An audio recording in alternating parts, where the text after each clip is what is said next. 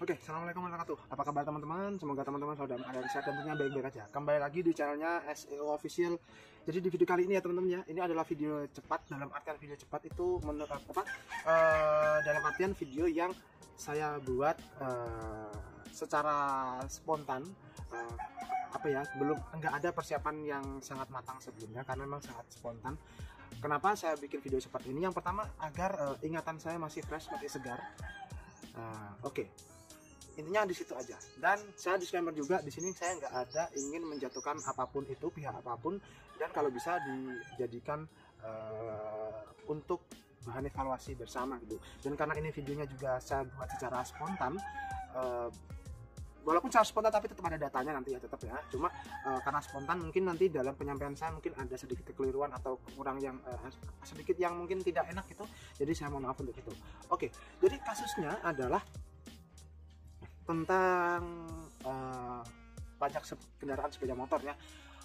Oke, seperti yang kita tahu bahwa Polri itu sudah, saya nggak tahu ini intinya, pokoknya kita sudah punya aplikasi sendiri untuk dapat mengecek atau melihat berapa pajak yang kita keluarkan atau berapa biaya yang kita keluarkan untuk membayar pajak kendaraan bermotor kita, baik itu kendaraan roda 2, roda 4 ataupun niaga ya. Intinya ada di situ.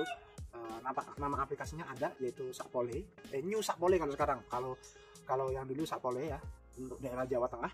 Nah, jadi kasusnya, jadi saya baru saja ini ini hari Sabtu, kemarin hari Jumat. Nah, kemarin hari Jumat saya baru saja ingin melakukan pembayaran pajak kendaraan sepeda motor saya. Ya, kasusnya memang di sini saya akui bahwa memang motor ini adalah telat 1 kali. Jadi tahun lalu saya tidak melakukan pembayaran pajak karena ya saya nggak bisa melakukan pembayaran gitu, dan nggak ada yang bisa melakukan pembayaran di rumah. Jadi intinya memang dalam konteksnya di luar kendali, memang tidak ada yang bisa melakukannya gitu lah. Waktu itu SNK-nya masih ada di MPP, belum saya ambil karena dulu dipakai teman saya dan ketilang masuk jalur ini ya, masuk jalur cepat, dan harusnya sepeda motor itu masuk jalur lambat. Nah, udah ketilang dan sampai hampir 1 tahun. Nah, itu STNK-nya baru saya ambil. Nah, jadi intinya telat 1 kali untuk membayar pajak. Nah, jadi intinya, nah, dan kemarin hari Jumat itu saya akan melakukan pembayaran pajak. Nah, pembayaran pajaknya ini sekalian dengan penggantian STNK ya, karena sudah tepat 5 tahun usia motor dari mulai pembelian. Intinya sudah masa habis STNK-nya ya. Jadi dari 2018 ini 2023 harus ganti STNK baru. Nah, seperti itu. Nah, permasalahannya satu di sini. Yang paling utama adalah permasalahan satu, di aplikasi itu sudah tertera biaya yang harus kita keluarkan ketika kita akan membayar pajak dan balik nama beserta dendanya. Di situ ada keterangan dendanya di sini. Nah, di sini saya akan tunjukin. Di sini ada ya. Nih, karena untung kemarin saya masih sempat screenshot. Nah, oke, di sini sudah ada keterangannya di sini. Nah, nanti saya tunjukin di layarnya ya. Nah, di sini yang pertama, status tunggakan pertama itu adalah 568.500 rupiah, 568.600 rupiah. Nah, itu sudah termasuk denda ya, dan biaya pokok yang harus dibayarkan, karena biaya pokoknya di sini cuma 411.000 ya. Di SNK juga sama segitu. Jadi untuk denda yang belum saya bayarkan totalnya, dan untuk yang kedua status jalan ini adalah 411.000 pokoknya, ditambah PNPB-nya ini 160. Nah, dan keterangannya di sini ada. Nah, jadi totalnya adalah kurang lebih sekitar 1.174.000. Nah, PKB-nya itu hanya 912.000 karena 2 tahun ya. Ini setahu saya melalui data aplikasi ini ya. Jadi kalau ada salah mohon dikoreksi.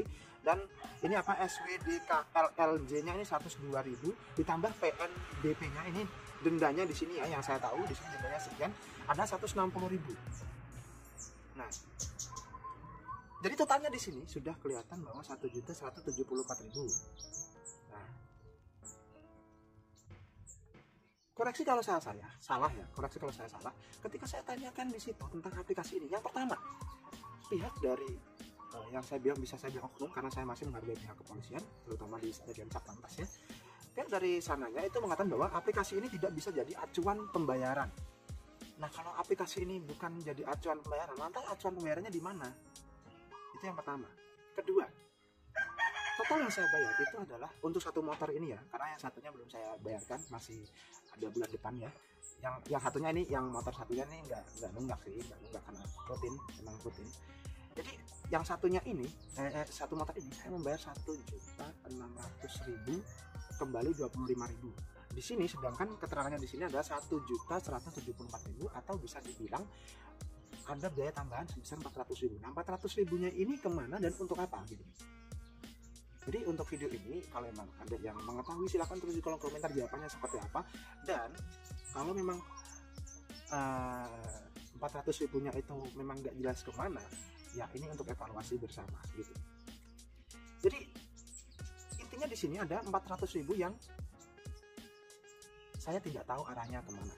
Dan kedua, nah itu ya, intinya di situ ada yang pertama di situ adalah untuk aplikasi ini apakah berguna atau enggak, atau bisa dijadikan, intinya aplikasi ini berguna atau enggak, karena di aplikasi sudah tertera harga sekian, ketika kita melakukan pembayaran ada biaya tambahan sebesar 400.000. Dan garis bawahi ya teman-teman ya, petugas yang menanganinya itu ketika ditanya, Pak ini tolong jelasin 400.000 ini untuk apa, dan nggak dijawab sama sekali ya, nggak dijawab sama sekali. Jadi kayak semacam menggantung gitu, ini buat apa gitu. Oke, kemudian yang kedua, saya sangat menyayangkan pelayanan yang saya dapat tadi, baru tadi. Jadi kemarin ketika hari Jumat saya sudah menanyakan, Pak bisa diambil sekarang atau besok atau kapan. Nah memang kemarin dia bilang nanti langsung bisa diambil katanya.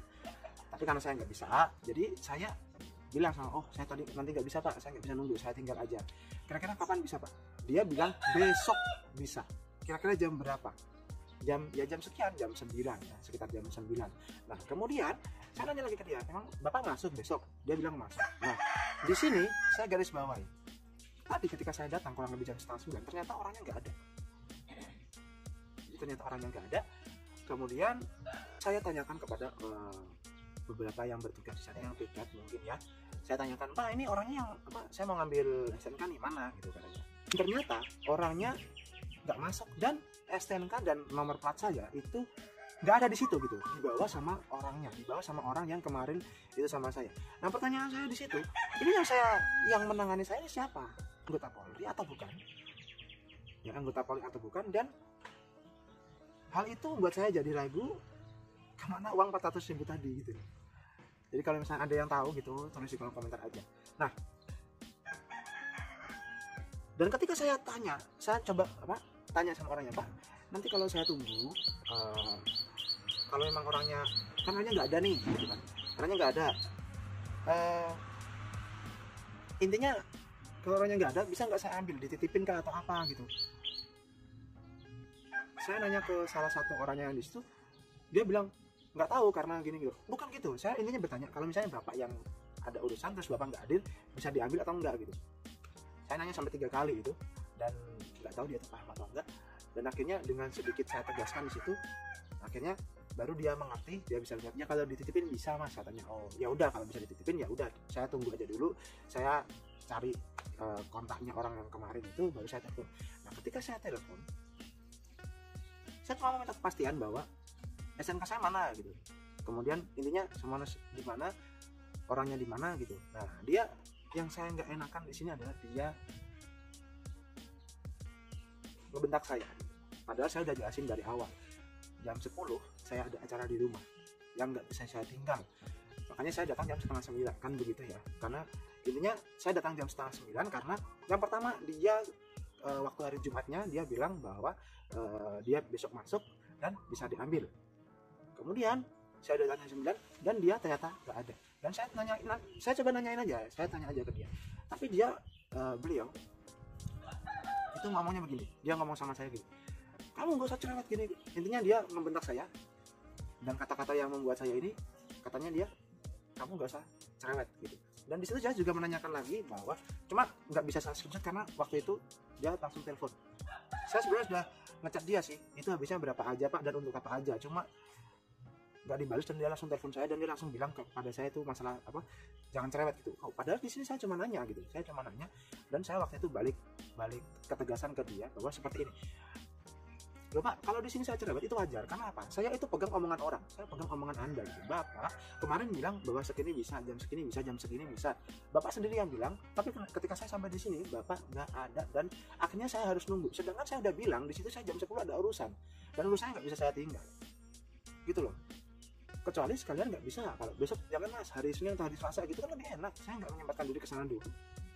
Kan gitu. Dan dia bilang kayak gitu. Wah, di situ agak enak juga sih pelayanan seperti itu. Dan akhirnya saya sampai nunggu sekitar jam 10 kurang 15 itu baru saya dapat. Dan bayangkan 15 menit saya harus pulang ke rumah saya dengan jarak kurang lebih 30 kilometeran dari tempatnya. Harus berapa kecepatan yang saya harus itu di motor. Nggak aman juga sebenarnya, dan ya alhamdulillah sih nggak terjadi apa-apa. Tapi dalam artian seperti itu. Jadi hanya 2 poin yang saya soroti di sini, bahwa ada biaya tambahan di situ yang saya nggak tahu biaya tambahnya untuk apa.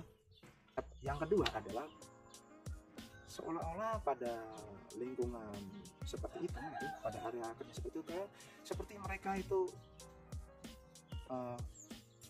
kalau saya bilang sih arogan aja gitu. Padahal nggak harus seperti itu. Dengan tata bahasa yang baik dan tanggung jawab tentunya kan bisa dilakukan dengan baik. Dengan tata bahasa dan tanggung jawab semua akan berjalan dengan lebih baik dan benar tentunya di situ. Jadi kalau mungkin omongan saya yang muter-muter, terserah teman-teman mau ngomong apa. Jadi silakan teman-teman tulis di kolom komentar tanggapan teman-teman seperti apa sih tentang cerita saya ini. Dan kemudian juga kalau misalnya ada teman-teman punya pengalaman juga, silakan tulis di kolom komentar juga. Dan kalau ada kesalahan dari apa yang saya ucapkan atau ketidaktahuan saya, silakan tulis juga di kolom komentar teman-teman. Kita aja, kita saling berbagi ilmu, saling sharing, nggak ada maksud menjatuhkan atau apapun. Ketika ada hal yang buruk, kita bisa dijadikan evaluasi. Jadi seperti itu aja. Oke teman-teman, terima kasih telah menonton, terima kasih telah berbincang SE Official, dan jangan lupa tetap bahagia.